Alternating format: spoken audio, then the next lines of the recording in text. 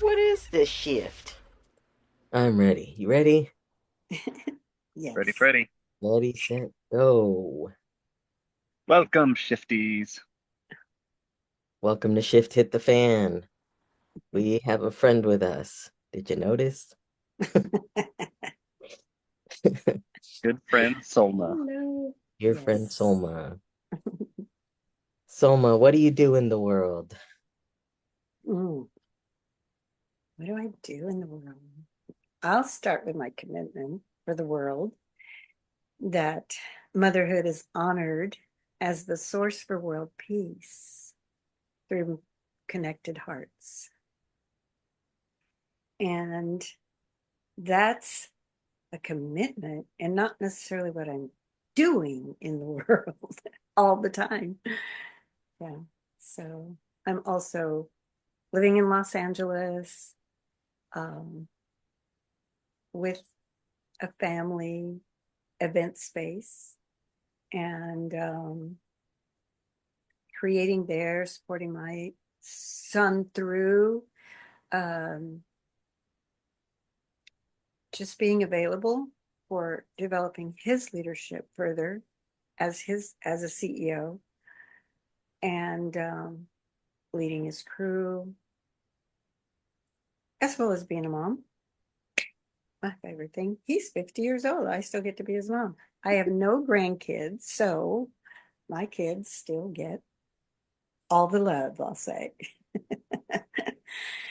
And I'm also co-leading a poetry class right now that's a sensuous poetry class. And I find that that's really developing an intimacy with the self in unexpected um, ways that are reaching, really opening the heart even further.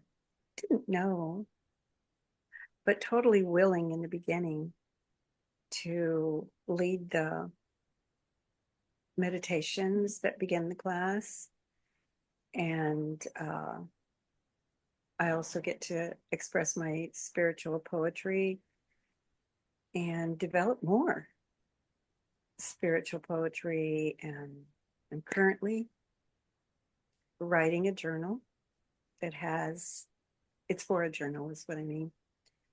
And that's about nonstop creativity, which is living as an artist versus ADHD brain, newly discovered, um, and noticing that as long as the context of nonstop creativity is there, so great, so functional. Looking into the ADHD brain, not so fun. A little dampering, and actually new openings for looking at my life deeply and differently as well. So I do have a lot going on, and I just am grateful that I can. Me Yeah. too. I'm Thanks for grateful that you having me. can too. Mm. Yeah, thanks for being here. I'm so excited you responded to the call. Yeah. It. Our powerful energy friend. Yeah. Um, yeah. Just a reminder, I'm a resident physician. That's what I call myself instead of healer. I don't resonate with healer. Um, and Selma's the reason for that. Um, Selma helped me work through my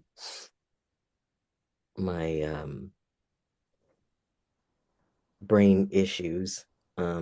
Helped me like heal uh my back one day, and it didn't hit me that something so magical and powerful had happened to me. Because my automatic voice came through of like, oh, well, I still feel this, I still feel that, and then I expanded on that, right? So it took me years after Soma came into my life to finally accept that there's something powerful, magical here happening that's trying to reach me.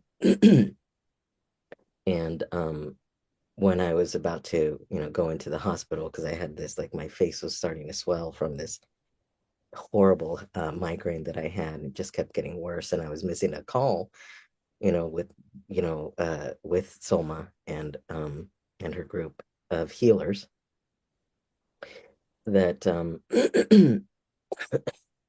that was the first night they just included me on the call as if I was there, and that was the first night I was able to sleep in like 8 years and sleep through the night and not wake up feeling like I had been hit by a bus the next day because I had sleep apnea before, and I don't think I've had sleep apnea since that day.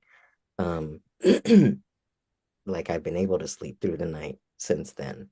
And that's when I was finally like, okay, maybe I should listen. And maybe this is actually an answer to those prayers, the desperate prayers that I've had of healing my brain. And and those migraines that I was getting. Um so Soma was my access to this woo-woo that I was rejecting for most of my life that's been trying to come through. So I'm super excited that you are here with us today, as you're a pretty big deal. Yeah. Well, here's the pretty big deal that you're pointing to around healing that comes up for me is mostly either everyone's a healer, which is kind of the way I look at it. It's like we get to discover that part of ourselves. And certainly, if you come to me, it tends to be so obvious in the ways that can be nurtured. So then, mostly, that's who I work with are other people who are healers. And I have used that term, and I do love resonant physician. Mhm.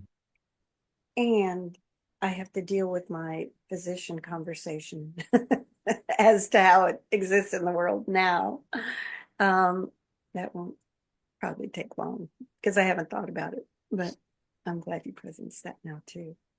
Yeah. So yeah, and but it turns out for sure. I mean, like your gifts are very, very strong and apparent, and I get to be that parent again of like the children are always more powerful than the parent is, or more developed, or whatever, however way you want to say it. There's the gifts are always extraordinary in the student as well. Yeah. Thank you. Oh, thank you. So we have today, we pulled the 10 of Cups again, getting back into the tarot. But today we have shifted. The energy has shifted. We now have the Four of Wands as the hidden energy.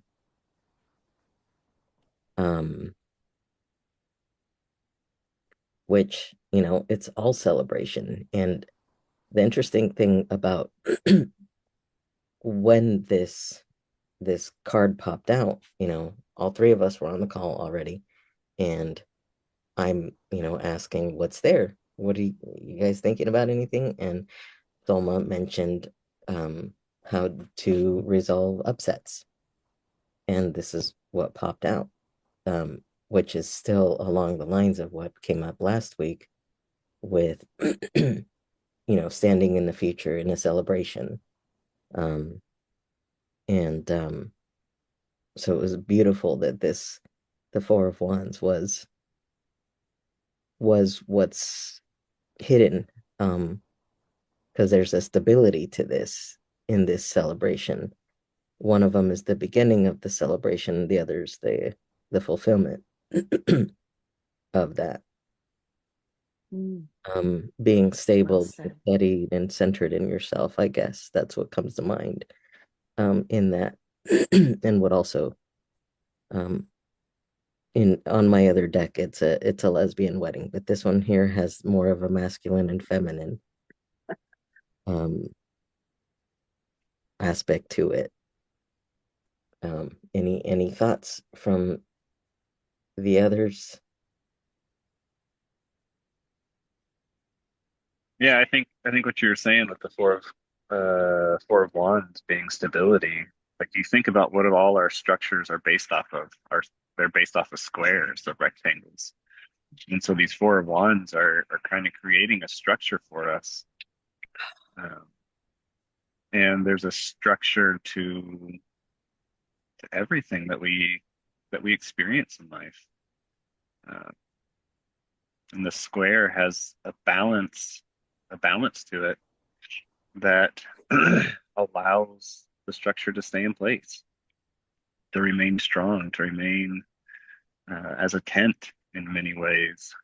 And I think that there's a structure behind everything that is existing in our life. There's a structure to our cells, to our body, with our bones. There's a structure to all living things, all existence that's there. It's all interconnected and in an interconnected structure that is forming this fabric that we are existing in. And I think with the Ten of Cups, that's the hidden energy that's creating this existence. And then the Ten of Cups is just what we get to experience, the life that we have. The I think it's just the experience itself coming to fruition. Uh, and we just get to make what we want out of it. So that's kind of what I get from this. Any thoughts for you, Soma? Yeah, that's fantastic to hear, Elias. I was waiting to hear what you had to say about that. And it, once again, I'm like looking so newly at structures are like one of my main rebellions. Well, guess what? It's like I resist a lot of reality, like so automatically, so checked out into thinking I don't have them. And of course, now I get to look for where do you already have them that work well and add that to the ease of creating the new structures, especially for the fulfillment of my future, which, as I mentioned, discovering this morning that that I've treated being a leader as, I guess, a job or something. And of course, I would reject jobs. That's an easy one to be rebellious about. So, I mean, I just see, wow, I get to let go of my identity as a rebel. Yay, I get to put it really in the past. I really have uh I would say treated it as a reward and a like that's what has me stand out, or and maybe it does, but it's not all who is there. And the emphasis can now be on the things that actually support having what I have to say to come out, not just to be with it alone. And even that, I want to credit that too. I want to be the alone time has been great. It's been my monk time. It's been the place where it can grow the seedlings into what part is mine and what part, well, it's all mine.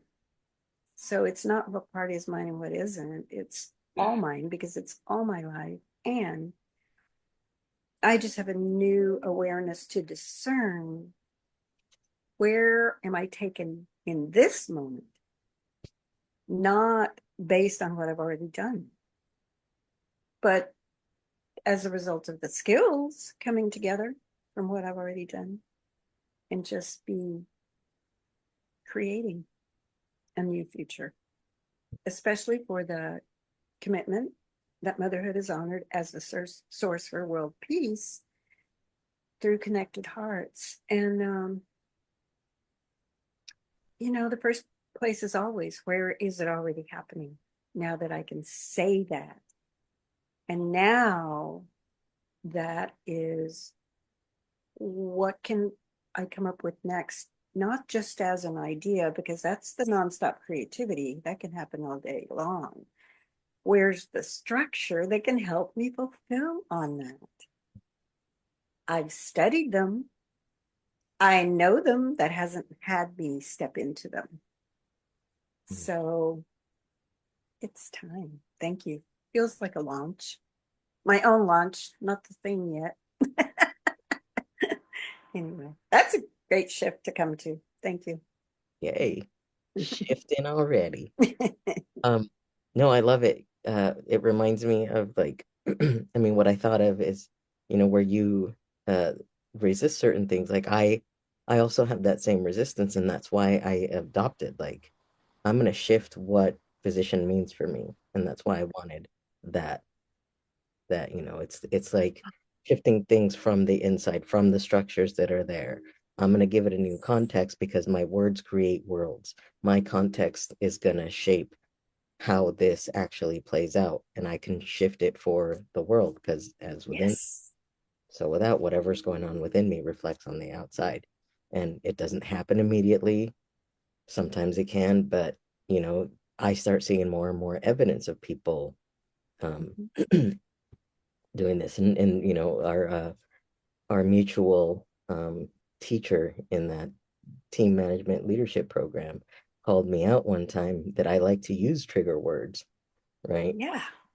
I was standing on stage as the leader of the quarter, the team leader, and I was out there calling myself a liar, right? But you know, for me, I had the context right, but the way that I was putting it out, I wasn't aware that it was triggering other people, right? So I wasn't being responsible uh for what I was putting out in the world. Mhm. And that's, I think, a part of it, like where what's hidden um is trying to communicate something. It's actually running the show. If I'm standing solid in that context, I'm going to create the world around that context and be really like responsible with it. Especially when it's coming to what I said before we started this portion of it is handling upsets. This is the future fulfilled right here. This is, standing centered and solid in yourself, in holding that space steady is what's going to Mhm. help hold the space of this future. You're standing in a future rather than in the upset, in the conflict, in whatever it is, and trying to make sense of things in the moment, which I am clear now when it's missing for me, um, that I should take some time to center myself before I continue into this. So I think this is telling me where to stand, not necessarily where I am, but where to stand. Um, that's trying to run the show. Because I'm starting to build that relationship with Brian, which I mentioned on maybe the last episode or the one before that, where I'm communicating with Brian. I don't need to know who I was before unless it actually wants to heal through me. I don't need to know how I got here. I want to know how my future self got to where I'm getting. Because if I keep trying to, remember the past and trying to relive and function um from that, I don't know who I am anymore and being lost, what am I creating? But being more lost. Mhm. Um, so I think, Brian's clearly communicating in this, like, stand in your future. This keeps coming up for me. This card particularly, in what's being built, what's being created. And this is another reminder of my stability in this future, fulfilled. And there's nothing for me to do but receive. Just keep receiving, letting things go, flow through me, and not, having it be an indicator that I'm not aligned when Yes. I'm projecting upset and trying to figure things out, trying to solve problems, I'm not aligned with that that future that's been calling to me, um, and asking me to align to it. So Brian's really bringing his part of it. I've got to figure out how to step up and have this marriage work between me and Brian, which, our marriage right here. Yeah, exactly. This came up whenever Elias was talking too, that it occurs as protection as well. So even the way you just spoke it was, it's not just a protecting you, it's protecting the vision from where you stand. And so I guess the support of it. It was called foundation, and that seems like underneath, kind of like the hidden energy, but the support that it's showing up as is also important. And then the one more thing is that, guess what? When we create and stand in our future, the upsets are going to come anyway. And it's who are we going to be in that moment? So we get to expect the upsets, not like bring them on, but like when they come, then back to the stand. Yes, which is more like you spoke of it. But just to also know it's coming, and it's easy to be distracted by them, and probably will be. And the more awareness, of course, the more catching it, the less time we might spend there. And yeah, so the more present to life, because those are those human moments again. Yeah. Yeah. Something that keeps coming up for me too is like structures are flexible. Structures are fluid in a lot of ways. If they don't have a flex to them, if they don't have a fluidity to them, they break, they crumble. You think about about bridges that have crumbled in the wind, because of the vibrations that occurred in them. If they're too rigid, then they fall down. And everything around us is always moving, always evolving. And I think that's what we have to remember, is that our structure is going to evolve. Our bodies are evolving, our bodies are changing. And so while we have a structure that's there to hold us in place, we have to allow the structure to move and to bend and to be created into something different, something new. Otherwise, if it stays the same, it just continues to deteriorate until it crumbles. And so we have to continue to build it and change it so that we can support that life, support that joy, that existence that comes in the end, the experience itself, the experience of happiness, joy, all of those things. And so that's what I was thinking of with the wands. The wands are such a magical idea in our minds, bringing forth the creation. And I think something to remember too is that these structures that we have in place are formed in our mind. Even if that we have a house, we have something that is physically built, it had to be created in the mind first. And so what you're saying, standing in your future, that has to be created in your mind so that you can have something to work towards, so that you have somewhere to go. And as you create that in your mind, create the spiritual structure before you create the physical structure, things start to happen. Things start to evolve, things start to change, and things start to grow. And so I think it's a beautiful thing to remember that there has to be fluidity in it. There has to be a flex. There has to be something that moves and grows and flows with with everything that exists. Mhm. Wow, that's so perfectly, to me, describes the yin and yang and of the masculine and femininity, because I think of the masculine to be the I don't want to use strength just for the masculine, but holding, holding, and I don't want to use rigid either, but it is the word that you describe that would cause the crumble, unless the fluidity, because life is fluid, but that's represented by the feminine. And when that isn't present, but I, again, was um, resisting the masculine, resisting the rigid, and not blending. I mean, you can know the yin and yang is there to complement each other. You can know the blending that can it be, but it's not, I wasn't thinking of it as a blending. And I'm talking about in my interactions. And I also appreciate that you were talking about the mind as spiritual. Because for me, the mind is also masculine, not to be resisted necessarily, but to incorporate with the heart, which lends the feminine. And that was one of my meditations that came through on Saturday in the class, was to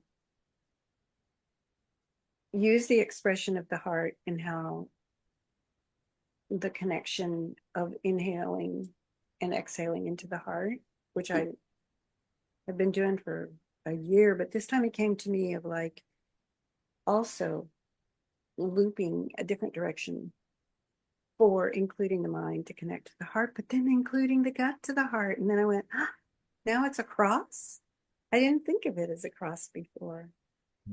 But it was also great to think of them as petals, like the infinity, then the looping of the inhale and the exhale, continuing both, and then the looping in the 8th direction, including those. So there's the structure of the 4 and the balance it provides. Once more. I didn't know that was coming, but I like it.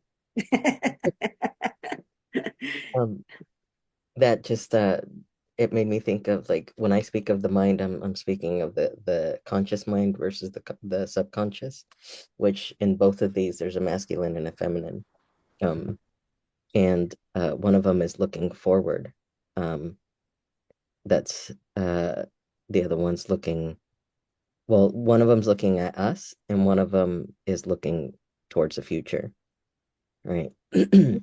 So it's to me, that's the marriage between me and Brian, or the conscious, which is Brian, and then the subconscious, which is, spirit, the one that works with imagination. So when your conscious mind and your subconscious are married and they're aligned with that future that we're looking forward to, that's when we produce the children. We produce its fruit. And those children are celebrating. We create the thing in our own image, in our own image, our imagined future.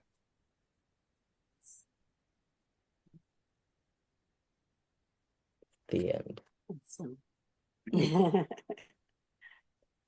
Just wanted to clarify what I meant about the mind. No, it's beautiful. And also when you talked about the physician, even the word, immediately when you said it, you were already being that. So it was easy to see it before you said it, that yes, that's what there is to cause in the world. And it is, I'm going to call it provocative. I know, I mean, I don't know. To me, that sounds a bit more enticing than just a trigger word. I don't know. I guess trigger's triggering me. I don't need that word. But, there's an intentionality coming through, and to provoke in a really great way. Not that that would be your word to describe it, but it can be the effect that causes it to be known. Has it stand out? Has it be you, the being that not only created it, but declared it, and then the communication is clear. Though just now that might not have been. I think it was. Good. I think it's a beautiful thing to realize that we are the beings that are declaring things into existence, creating the chain reaction to create everything that's here. Yeah, it's really important to look at how hooked am I by a narrative, you know, that's shaped my past world in that sense. Like I'm constantly challenging myself. That's why, you know, that's why the context. That's why, like, if I see something that I don't like, I'm gonna challenge myself. I'm gonna become that thing. I'm gonna adopt it. I'm going to confront every single thing that triggers me, that gives me the ick, whatever it is. I'm gonna look at why is this so upsetting? Why am I so hooked by this conversation, by this narrative, by whatever it is? And I'm gonna let myself be in it for a little while, just so that I could hear the whole world of it, because I'm really interested in it. And then I know from that really triggered space where I can shift things for myself and stand more grounded. Something that I forgot to say too is like when we're standing in this solid uh, this solid structure, when we're actually standing in that, like you felt the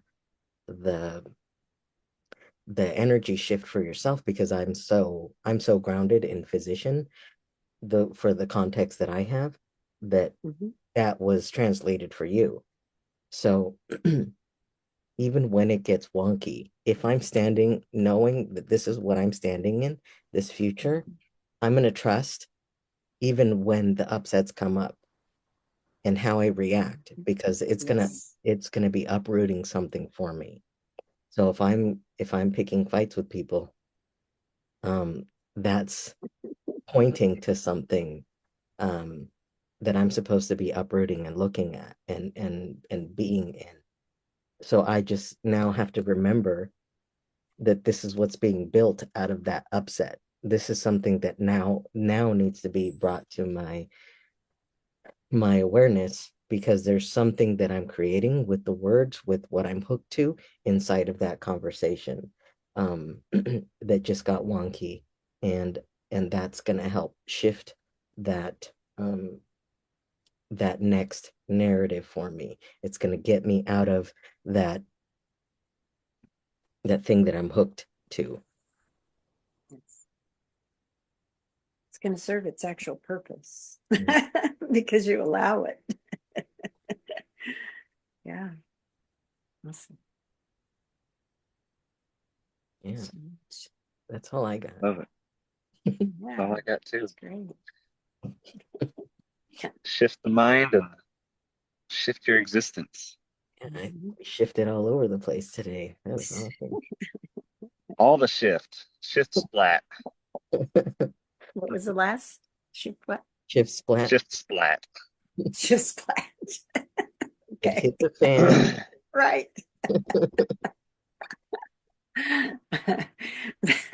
That's your own distinction, just from That's maybe a bumper sticker. Shift splat. Yeah, we'll start creating that as some of our stickers for the podcast. I've been thinking of t-shirts too. I was gonna say, yeah, or t-shirt. There we go. Yeah. Podcast merch.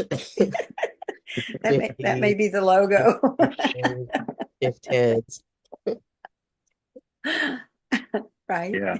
Shift splat. Shift splat. All right, Shifties, that's what we got for you. We love you. We love Go you. be a shift. Thanks for coming to the party. Thank you. Let the shift hit the fan. Let the shift hit the fan.